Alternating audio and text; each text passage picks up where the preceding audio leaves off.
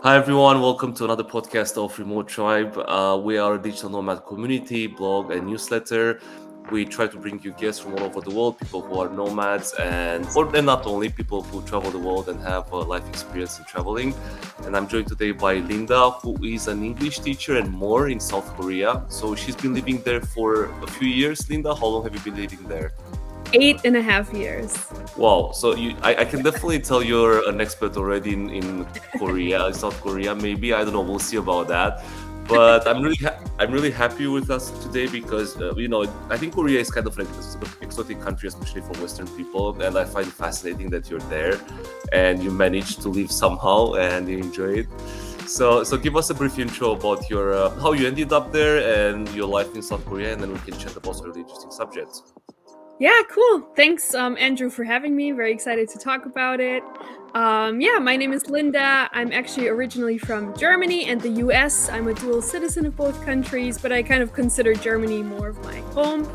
And I was always interested in foreign languages and traveling, so I started out kind of learning French and Spanish in school, what you do when you go to school in Europe, kind of. And You do speak a lot of languages. I've noticed that. So well done. Yeah. Yeah, and then I just wanted something different, right? They're all kind of the same after a while. So I was like, oh, let me try Mandarin Chinese. So I did that and became interested in Asia. And obviously, China was kind of I always call China my first love, actually. And then I ended up moving to China in 2012, absolutely loved it. Had a great time, did a lot of traveling there. It was great. And then I went back to Europe and also the US to continue my studies in California. And that's where I met a handsome Korean man who ended up Okay, being my husband now. that's how So it that's works. how I I ended up in understand now. Korea. Yeah. Yeah. I actually went back to China for another year. Because I already had planned that. I didn't want a man to ruin my plans. So I went back. But we did long distance. I went over to Korea and visited him twice. And I was like, yeah, this looks like a cool place. And then I moved over there in 2015. So did you move And over to Seoul, or where do you land? yeah, I don't live in Seoul. I live about an hour and 20 minutes south of Seoul. It's sort of in the middle of South Korea. It's called Cheongju. It's a smaller city, but it still has like just under 1 million people live That's there. the perfect size, in my opinion, in a lot of countries. It's a good, Yeah, it's not too busy, not too boring. It's perfect, I think. yeah, I like it. Yeah. Awesome. So how do you find the expat community in Korea in general, and in the place where are you specifically? Yeah, actually the expat community in Korea is very big and it's also very diverse. So you have a lot of people.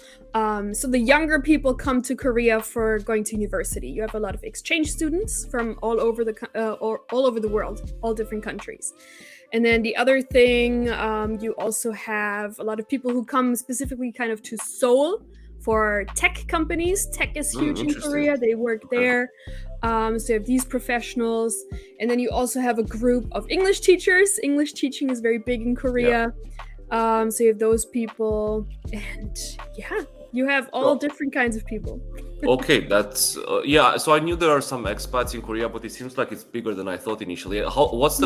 What's the best way to get in touch with the expat community? Is it like Facebook groups or Meetup.com? How do you get in touch if you're there? Yeah, there's a lot of Facebook groups, or you see people, on Instagram. A lot of content creators, expats living there, have their TikTok accounts and whatnot. So, yeah, Yeah, so it's kind of. pretty popular. Yeah, Korea has become really popular, I think, in the last few years. I've got a lot of friends who went there specifically. They traveled from the other side of the world, from Europe mostly, and they found it very hard to speak English with the locals. So what's the catch there? I would say like in Seoul, they're probably gonna be fine. Most people like in Seoul, like the people at restaurants and like the service workers and stuff, the workers there, they do speak English really well. But then once you venture outside of Seoul, it's probably a little harder. So you should learn a few phrases maybe before you go. That would Yeah, help. that would help. Yeah, Yeah. and as usual, of course. And Yeah. what's the so what's how's life outside Seoul? Because it's something that you rarely hear about. We see people going to Seoul and a few places here and there, but how's life otherwise? Yeah. Yeah, so Seoul is great. I love Seoul. I love going there. I was there last weekend.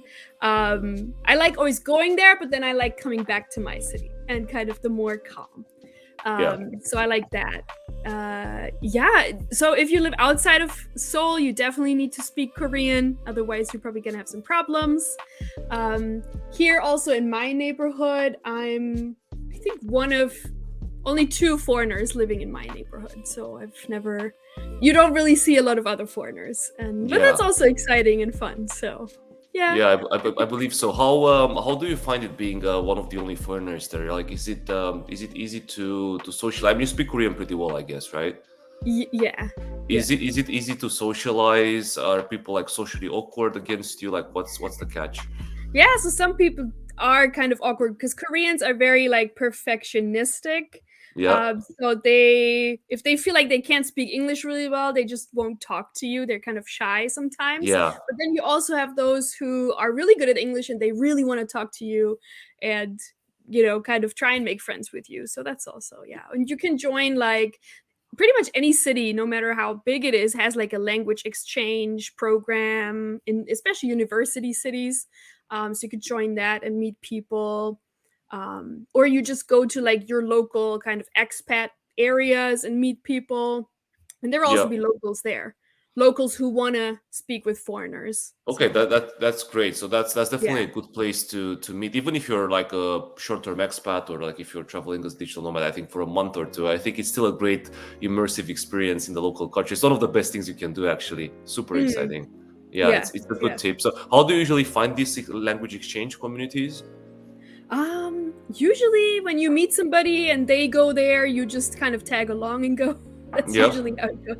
When I first got here, yeah, and then because I was a teacher my first year in Korea, I was not working remotely yet, so yeah. I was a full-time teacher, and then you have your coworkers there, and they That's already much kind of easier. know what's going Yeah. on, and then you just kind of do what they do. Yeah. So, what advice do you have for people who want to come to Korea and teach English? Because you were in touch with, I know a lot of people who are teachers in China, right? Uh-huh. But I think some people want to be teachers in South Korea because it's a bit more Western than China. Yeah, maybe. Yeah, so there's a huge market. You do need to be a native English speaker or have a passport from one of 7 countries. Those are considered like the native English speaking Yeah, countries. yeah, So that's the only thing. Otherwise, you can't really get that English teacher visa.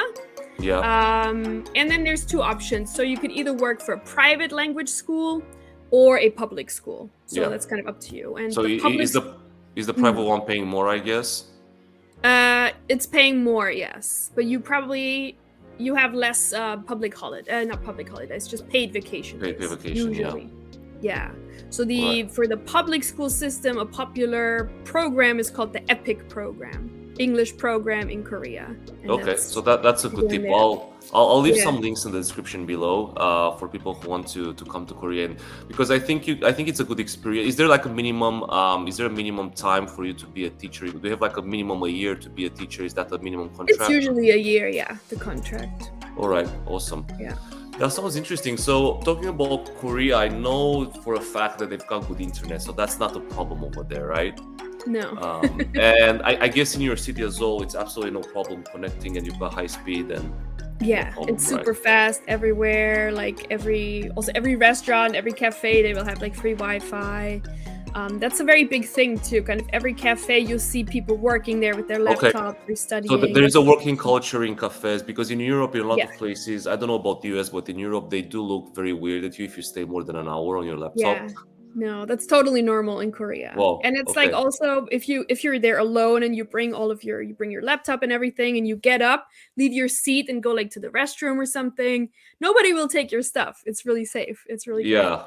Yeah, that sounds to me like Thailand and Japan as well. Like I do that. It's unbelievable. Yeah, For a yeah. Westerner, it's pretty crazy that. It should be like that everywhere, right? It should be like It that. should, yeah, it should. Awesome. And so, did you meet anyone who's there on a like a remote worker visa? Like, what do you know about this type of visa? Because I know you talk to a lot of people who move to Korea. What's happening with that?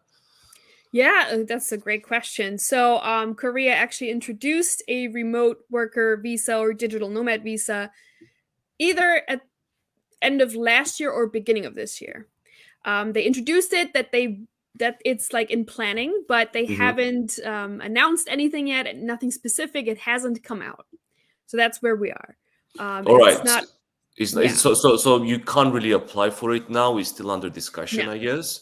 Yeah. That's what I knew as well. I knew there is an age limit to that. Unfortunately, I'm over it. So I think it's between people of 18 and 30-year olds. Is that right? That's the Or working holiday visa. okay. Yes. So Yeah. what's that then? So Do that's you have any? out. Okay, that's out. Do you have any information on that?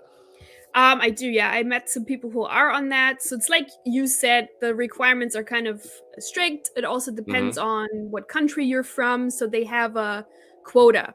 If every year they give out, let's say, 200 to people from Germany and then 200 visas to people from France. So they have a quota. It's not Okay. unlimited. And then also the age thing, what you said, 18 to 30 years old. So if you're over 30, you can't get it. Yeah. Um, and what was the And other is thing? that visa granted Depends. for minimum a year and can be extended? Do A you know? year. It can be extended, I believe, once. Yeah. Yeah, okay. And Yeah. is that will that allow you to work in South Korea? So yeah, I guess that's the whole point. You can work in South Korea without any problems with that visa, right? You can work up to 25 hours per week on this one. Okay, so that's basically a part-time visa then, more or less. Yeah. Yeah. Hmm.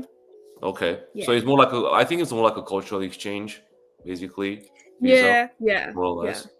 It is. Awesome. And Yeah. I think you So need to show proof that you can support yourself, that you have insurance and all of these things. yeah, yeah. And I guess another way for people to come to Korea is just to study like you did. Yeah. Yeah. Yeah. There's also just a typical, if you go like with a typical tourist visa, normal tourist visa, actually a lot of countries can stay in Korea visa or like with just a regular tourist visa up to 90 days, which is quite long. And then if you're from Canada, you can even stay for up to 180 days. Wow. So they've So, got another yeah. 3 months. They've got another three Yeah. months. Yeah. Interesting. Okay. Okay. So Yeah. so I think a lot of nomads, that's what they do. They go there. I mean, I know people who went to Korea for like 2 months. The cultural shock was quite big, so they couldn't stay more, and they also love the beach. So but anyway, I Yeah. think it's still great. You can stay 3 months in South Korea. It's fantastic. You've got plenty of time to see a lot of things and also work. There's a big time Mm, difference, unfortunately, compared to the US mostly, even to right. Europe. Like, yeah, Germany, very well. UK, I think it's like what, 8 hours ahead, Mm-hmm. Mm-hmm. something like that. So Yeah. you do have to do like evening shifts or night shifts if you want to work on that time. But I think it's still doable. Like I've worked from Asia a lot. I was working either from 2 till 10, or I was doing asynchronous work and just working a few hours in the evening. So definitely doable. Definitely doable. Mm. Awesome. Let's talk a bit about the Korean culture, because that's very exciting and also shocking for a lot of people. Okay. Sure. So what's the greatest like experiences you had in South Korea, if you'd have to name a few, and like the positive side, so to say. Mm. Yeah, so like you said, in the beginning, you Korea usually has like this. You have this perception that it's more westernized compared to like you said China or other countries in that area. So it is very like advanced, very high tech. So you have the very modern. A lot of people like TikToks. If you watch TikToks about Korea, it's like, oh, Korea lives like in year 2050 or 2050. something. Yeah, yeah, yeah, exactly. So it's like this, but then also on the other side, you have these traditions and, like the more traditional side. So it's this balance between like the modern and the traditional that I really like. And I Yep. think that's very interesting for a lot of people. So you have like these, huge high-rise buildings in Seoul. Next to it is like a small Buddhist temple and a monk just sitting there like praying, and like that's I think that's really cool. Yeah, and yeah, would you say it's a traditional country that goes by the norms, just like in Japan, or is it a bit more open? I think it's very similar to Japan. Yes, Okay, so it's people kind of should like that. expect like a place more similar to Japan than probably like Thailand or Yeah. Singapore, maybe. Yeah, Yes. yeah, yeah, yeah. Yes. I think it's definitely more culturally rich than maybe Singapore, which is like super modern and is like a mix of everything. It's definitely more authentic, I would say, from my experience in South Korea. Yeah, so yeah, that's very cool. Like that's what I noticed as well. There's a lot of technology, but also it's quite traditional, and also the fact that people don't really speak English is very interesting because everything is like Western, but you can't really behave like in a Western way necessarily. So Mm. it's very Hmm. interesting. And talking about local customs, like what are the most like weird or like most outstanding things that you've experienced there as an American or like European? Oh, one thing that comes to mind is like the shoes, taking off the shoes immediately. Not only in somebody's home, I do that anyway. I take Yeah, off my shoes when I come home, but also sometimes in restaurants, you need to take your shoes off. So that might be strange to some absolutely. people, Yeah, or like sitting on the floor, eating things like that.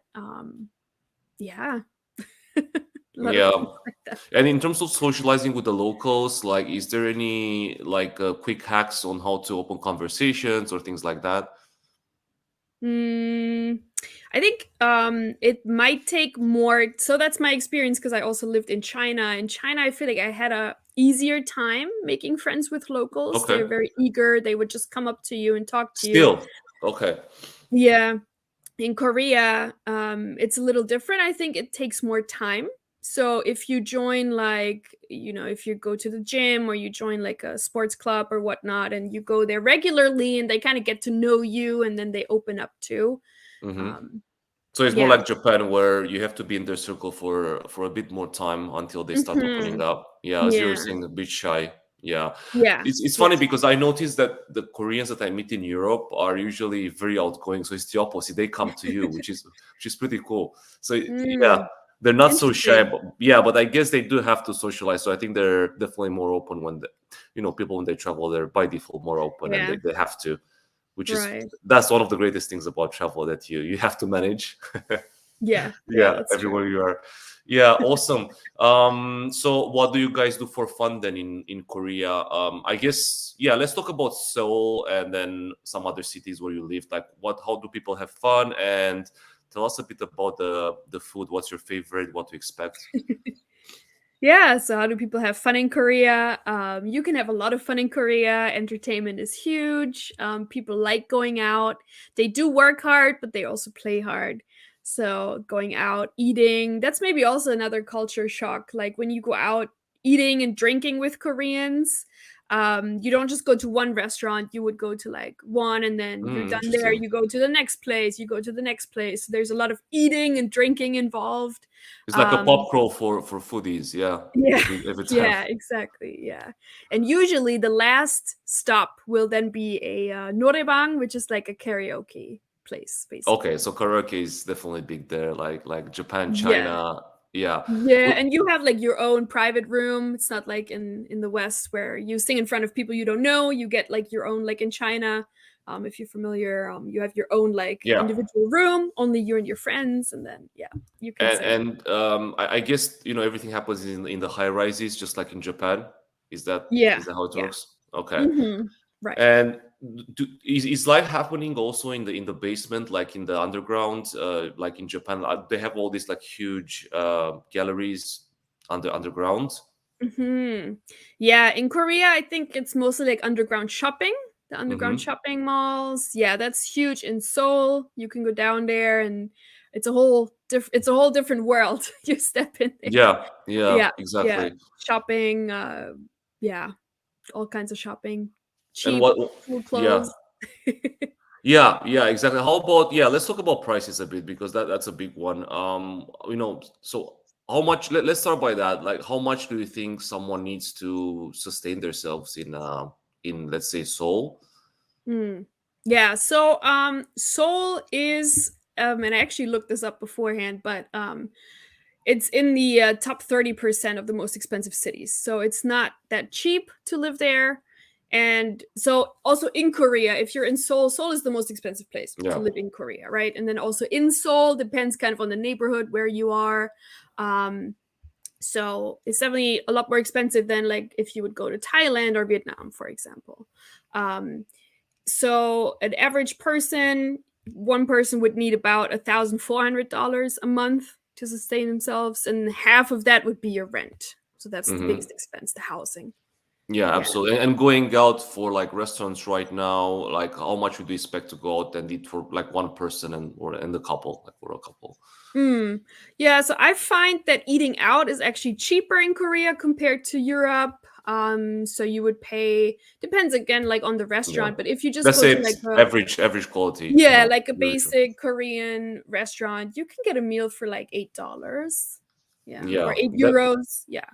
definitely cheaper. I mean, if you compare that to, I mean, probably, I don't know, Germany, some cities in Germany can be comparable, but like if you go to Mm. big cities in Europe, that's maybe like half the price at least, I would say. I Mhm. can tell you Yeah. from the ground, I'm in Europe right now and it's bloody expensive. It's crazy. Yeah. Yeah, Yeah. okay, that's pretty good actually. And people eat out a lot. Do people cook in Korea? Like, do they cook at home or everyone eats out? Yeah, Koreans do cook a lot, but younger people don't really cook, I think, much. Because either they don't have even a full kitchen in their house because they have just a small room, because again, price. Yeah, yeah, So eating out is common, ordering food.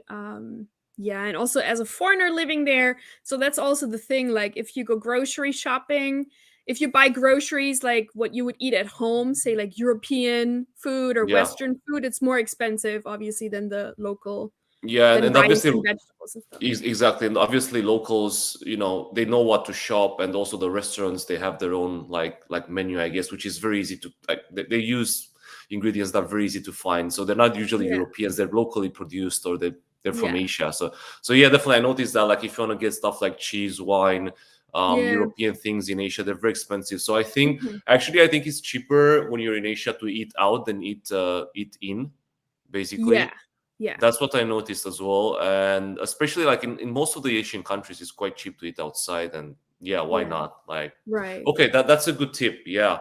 I don't Hmm. know how to cook Korean, so probably I would eat a lot of pasta and stuff like that and steaks, which probably would cost me a lot. So Yeah, and especially meat. Yeah, very meat is expensive. expensive, right? Yeah, All right. beef especially. Really? Okay. Mhm. It's funny because in Thailand, I've noticed the beef is not that expensive. They usually import that from Japan. Probably they have some Mm. tradings in place, and it's not even imported meat from Japan is not that expensive. It's very Oh, interesting. So meat wow. is cheap in Thailand, I would say. Mm. Usually, yeah, Okay. it's very different from Interesting. that.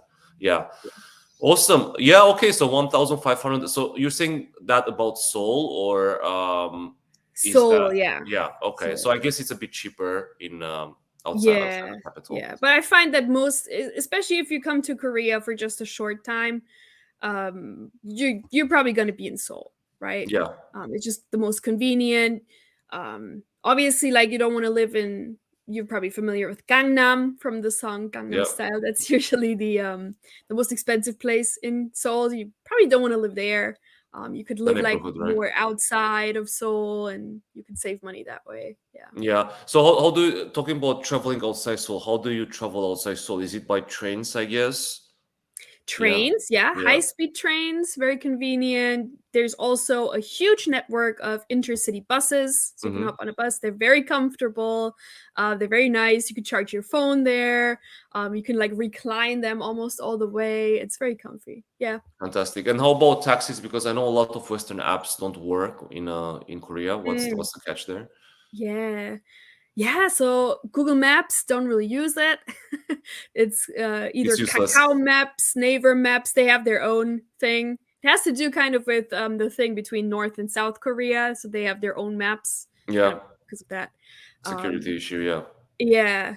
Yeah, and then you have like kind of like a Korean version of Uber that a lot of people use, so you can hire taxis that way, which is really convenient because like you can punch in where you want to go, so you don't really have to talk to the taxi driver if you can't Yeah. speak Korean. So that's good. So what's Um, the name of that app? So we leave a link in the description. Kakao Taxi. Okay. Yeah, Kakao Taxi. Oh, awesome. Yeah. Are they expensive nowadays? No, it's not that expensive. Okay, that's pretty cool then. Cheaper So than in Europe. Yeah. okay, Yeah. fantastic. Awesome, awesome. That's already. I think we unpacked a lot of good stuff here. Yeah. One thing I wanted to ask you, Linda, is about the accommodation because that's a really weird one. So it's I think it's quite hard to find accommodation in Seoul. First of all, and second of all, Mm, the split between male and female dormitories or male and female accommodation. Because I looked recently on Airbnb, and mm, most of them are female only. For example, I understand okay. why, but it's just for me as a guy, it's hard to find accommodation. So what's the best way to find accommodation, the cheapest way, and also like how can you make sure that you can actually find something, because again, like for me it was very hard to find something. Yeah. So housing in Korea has a very interesting system. If you're coming as a nomad or as somebody who's not staying for a long time, you're Yeah, probably not going to deal with that.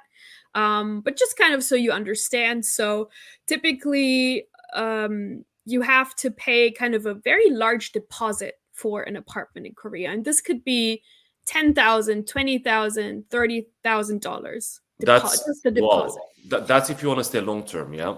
Yeah, yeah. So Okay. that's for like regular people, Yeah, Koreans, and like if you stay that's longer. Yeah. basically, it's almost like a year's worth of rent in advance, right? Yeah, exactly. And then you pay like usually then the monthly rent is a little lower. Yeah. Yeah. So that's usually how it works. That's why a lot of young people actually they don't move out of their parents' house if they don't have to. If only if they like work in a different city and they have to move, they would do that. But it's just not really possible for everybody. Um, so anyway, this is for if you're staying like in Korea longer. So if you're coming as a digital nomad, remote worker, you just want to stay here for a little bit. There are some sites because now it's kind of started. People want to come to Korea for just a short time. So there's English speaking realtors who kind of specialize in that. And they would find places where the system works different. Mm-hmm. And so there's two options. You either get an apartment, regular apartment, or then there's another one called goshi one. A goshi one is basically just a small room, like a one room apartment that has like Mm-hmm. everything you need in it. A small kitchen, a bathroom, obviously, but it's like just a smaller So it's like place. So a lot of people serviced, do that. like a serviced apartment then. Yeah, Okay. yeah. Kind of like that. Yeah. And so yeah, I always recommend like two websites. One is Goshi Pages, where you can find these Goshi ones. They're all in English, and Mm-hmm. the other one is Zip Toss. You can also find apartments there, and this is specifically targeted at English speakers or foreigners. And is there a time limit for rentals or? I think that depends on the individual like listing. Mm-hmm. Yeah. It's kind of a local Airbnb, more or less. Yeah. Yeah, so these no, it's actually more targeted specifically at foreigners coming to Korea. And are So they? Koreans would not Yeah. use that. Okay. And Yeah. they're private persons putting their flats for, or is it companies, or is Mm, it both? it's both, Both. yeah, and also Okay. realtors. Realtors, you have an English speaking realtor then you can talk to, and yeah. Yeah, that's very useful because yeah, I mean, I definitely assumed Airbnb is not really that big in Korea for some reason. There Mm, are there are properties, but there are not so many, and again, it's like very hard to find something. Either it's a male or it's a female, because there are other full males, full male yeah. rooms, or like full females, and yeah, that's really good. We're gonna leave some links in the description there because I think Hmm. that's key again for a lot of Yeah. nomads who want to go there and work a bit. Yeah. That's fantastic. So Linda, how about networking? We talked a bit about I think we talked about networking in. Is there any other tips you can give people? Like, are there any kind of meetups from Nomad List or meetups.com that you can go? Like, what's the, or it's just Facebook groups? Like, how does it work? Mm. Yeah, I think Facebook groups is the main thing. For the meetups, there's and like with digital nomads and things like that in Korea, it's not it. It's kind of growing right now, Yeah, so yeah. It's it's an probably not that good emerging as thing. Thailand It's or not. Indonesia. Yeah, Yeah. So yeah, when you Google like good places to go as a remote worker or digital nomad, Korea is probably not the first option or first thing that comes up. It's kind of developing right now. So you see a lot of co-working places, co-working spaces now opening up, especially in Seoul. Some groups, digital nomads in Korea is a big group that came about. Um, Also co-living. those Yeah. things are just kind of starting right now. So it's a Yeah. very exciting time too to come to Korea. Yeah, I think co-living is an interesting one because I think it fits perfectly in Asia. You know, there's lack of space, and people have anyway like small spaces. So I don't think that people have like super high standards when it comes to the size. So I Hmm. think that model will definitely work in Korea, especially because it's expensive. Usually to get the Yeah. flat, as you were saying, you need a big deposit. So probably co-living spaces will just cover that gap in the market, I would say. Yeah. Definitely a lot of them in Europe, and I think a lot of millennials and Gen Z don't afford to buy anymore in the big cities. So I think Mm. unfortunately people will just go towards co-living for a while, especially Yeah. when they finish uni and stuff. And it's definitely a fun place to be, in my experience, and it's great for networking if you're in the right place.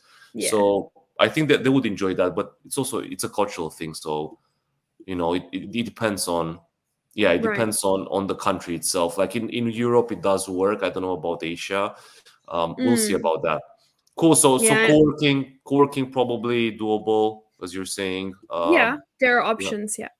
there are. Okay, great. Hmm. Fantastic, Linda. Yeah, awesome. I think we covered a lot of things. I would say I think as the last question and the fun one is like, how do you compare Korea to the rest of Asia when it comes to life? So compared to, I don't know, like China, compared to Indonesia, to Laos, because you traveled a lot. So Hmm.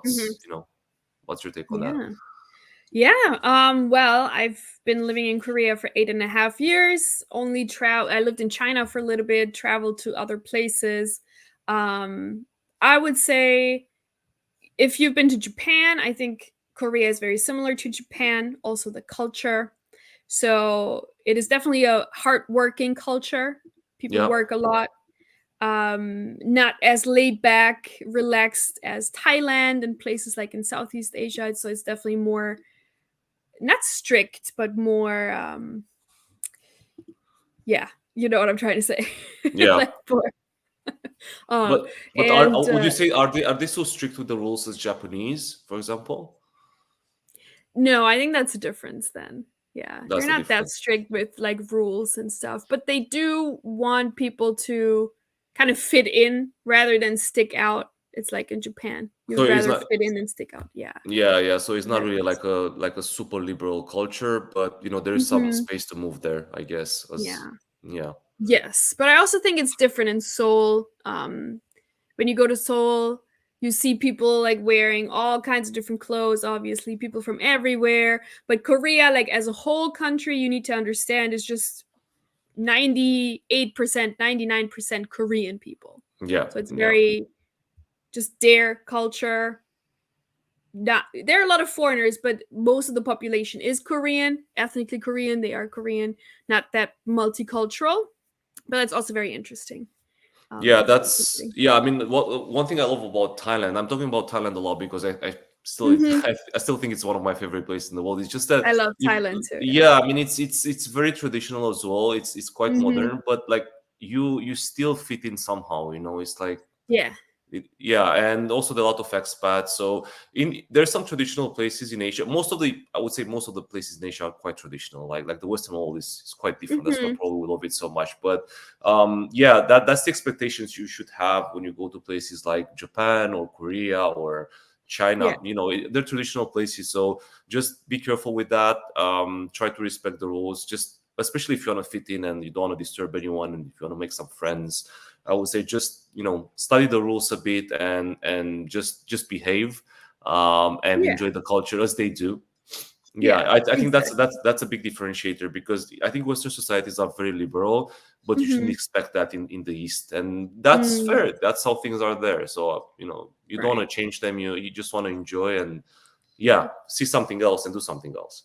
Yeah. But at the same time, also, Korean people, they know that you're a foreigner and they don't have the same like expectations as they Expectations, would yeah. have to other Koreans. So they are open-minded. So they're like, if you don't, do this or that, they don't like think that that's a deal breaker or look Yeah, like so down don't or don't think be it's too like, scared. I guess that's yeah, the yeah. They would probably tell you, hey, in Korea we don't do this or that. They would tell you, and then the It's first still time you're good, embarrassing. but I then don't like want to the hear second that. time, For me, it would be really embarrassing to hear that. It's like, oh my god, I broke a rule. I know I've done that.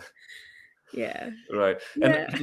and Linda, like if people want to go outside Seoul, what would you say are the best choices from a cultural view, like the best cities to see Korean traditions?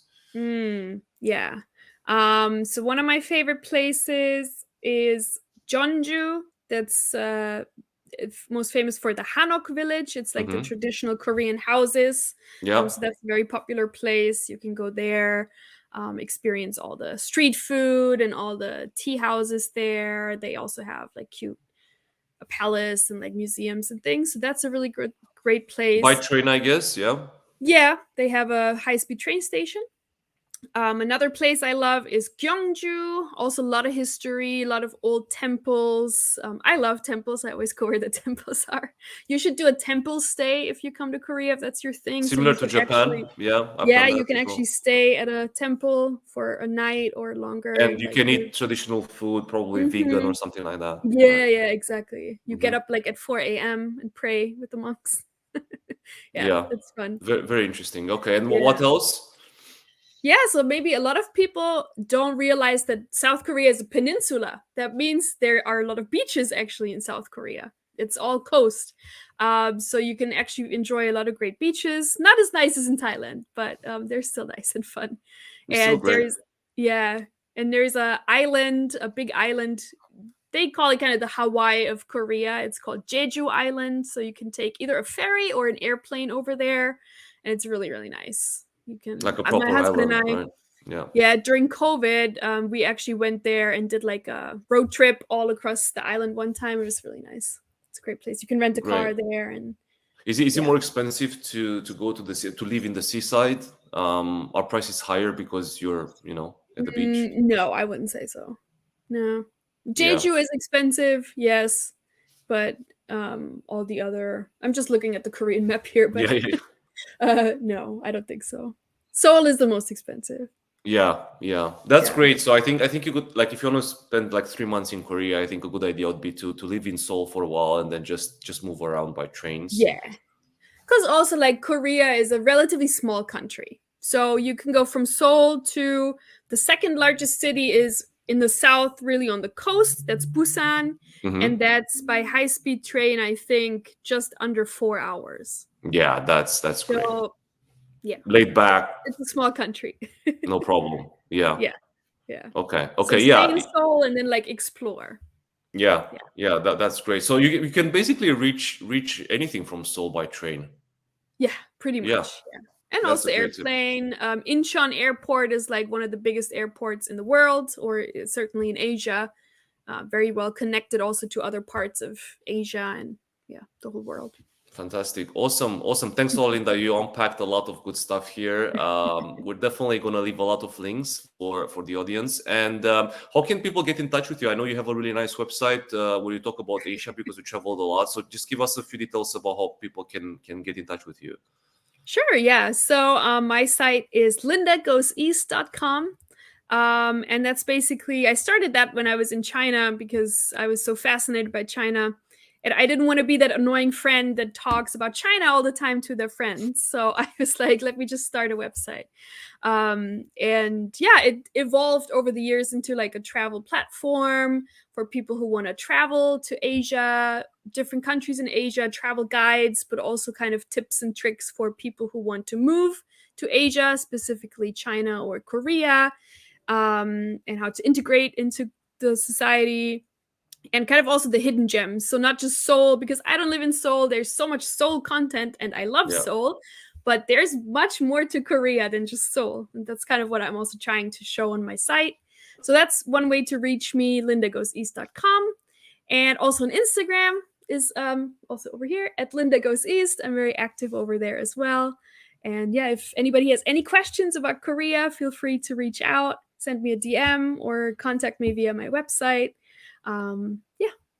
Awesome. Yeah, make sure you follow Linda because she's got a great Instagram profile. I checked your website as well. Like very, very cool interface, and it's really fun to read stuff over there. Very well Thank you. organized. So well done on that. Thanks a Thank lot, you. Linda. It was great to have you. We're definitely going to share this video and add a lot of links in the description for people to know, especially about accommodation and the secondary cities where you want to spend some time as well, and to your website, of course. So Linda, thanks a lot. Wishing you a great evening. I believe it's already pretty late there. Yeah, almost And 5, but yeah. almost 5. Yeah, yeah, awesome. And yeah, I wish you all the best and have fun in Korea. Thank you so much. Thank you, Andrew. You too. Thanks.